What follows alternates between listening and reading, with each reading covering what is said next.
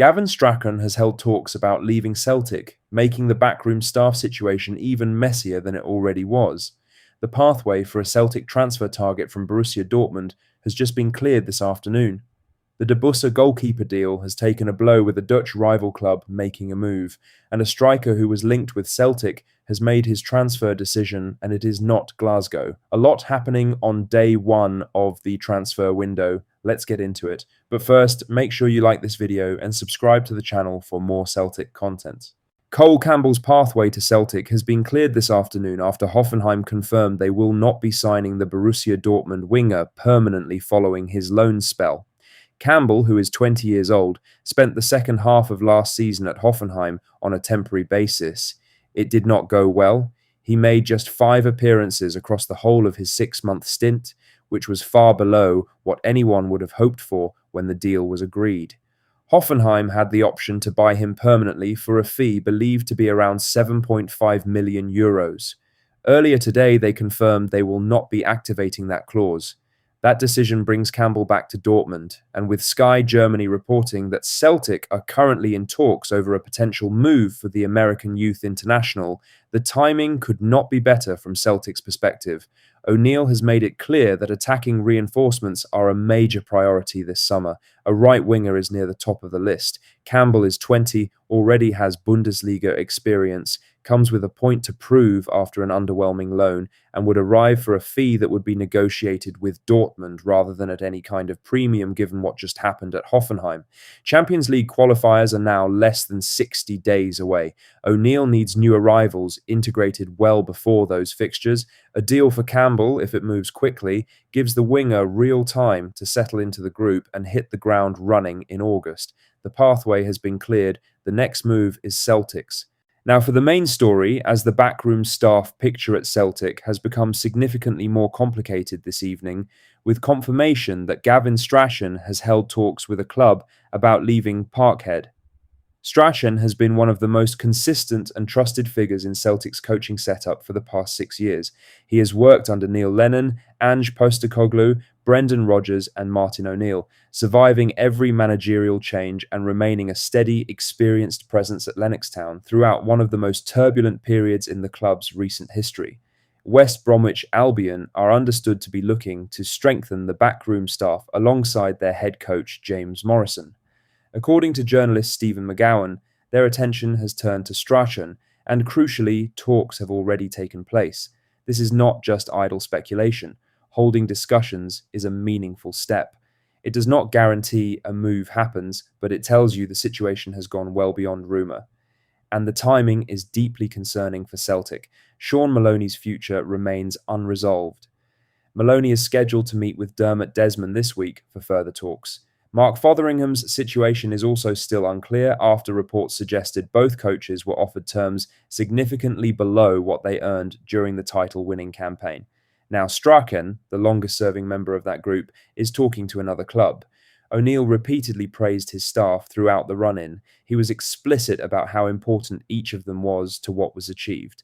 The idea that the club who just won the double might walk into next season having lost significant chunks of the coaching team that delivered it over what appears to be a wage dispute will anger supporters. The manager is confirmed, the transfer window is open, pre-season is weeks away. This needs sorting immediately. In other news, Celtic's goalkeeper search has taken a hit this evening with AZ Alkmaar entering the race for Jari Debussy and pushing to move quickly.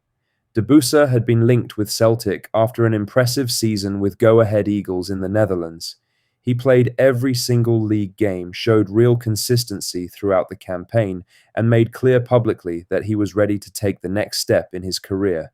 His contract situation, with under 2 years remaining at Go Ahead Eagles, made the conditions for a move very straightforward.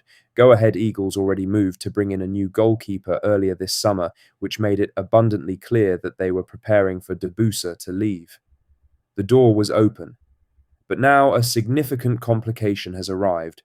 According to Dutch outlet Soccer News, AZ Alkmaar are pushing hard to sign Debussy and are trying to accelerate negotiations. AZ are a serious Eredivisie club with European football, and they represent a genuine alternative for a player who has choices at this point in his career. Celtic face a decision. They can move quickly and push Debussy up the priority list in order to win the race, or they risk watching another goalkeeper target they have been monitoring disappear to a different club. The summer is young and there are other options available, but losing a goalkeeper they have been linked with on the first day the window opens would not be a great start to what needs to be a very productive summer. In other news, Barney Stewart has made his transfer decision and it is not Celtic. The Falkirk striker came to the attention of supporters this season after a brilliant second half of the campaign that saw him become one of the Premiership's most exciting young forwards. He started the season on loan at Dunfermline before being recalled by Falkirk, and from that point on, he did not look back.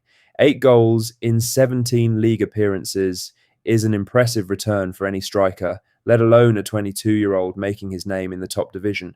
Celtic had been credited with an interest in the player, alongside a number of other clubs, but it is West Bromwich Albion who have won the race.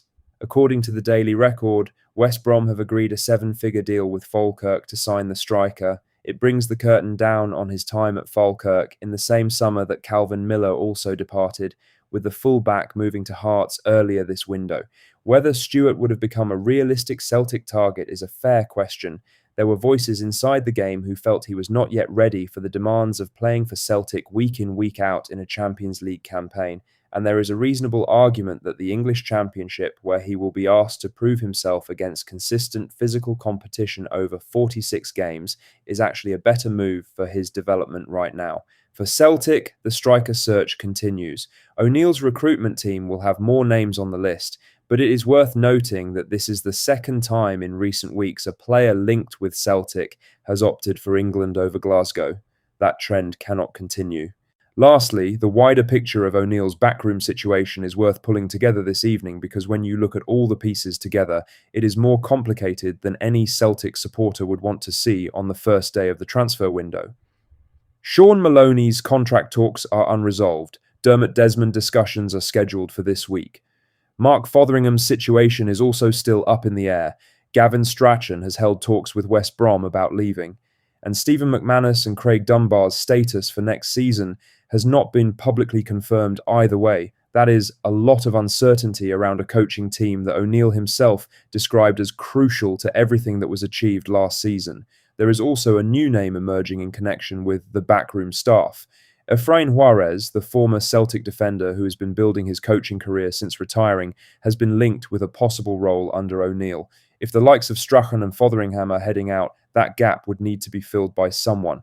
Greg Taylor said it best earlier this week. He pointed out that a summer with this many squad changes, returning loans, new signings, and a Champions League campaign in August requires coaching continuity above almost anything else. That's all the latest Celtic news for today. Make sure to hit that like button, subscribe if you haven't already, and drop a comment below with your thoughts. I'll see you in the next one. Hail, hail.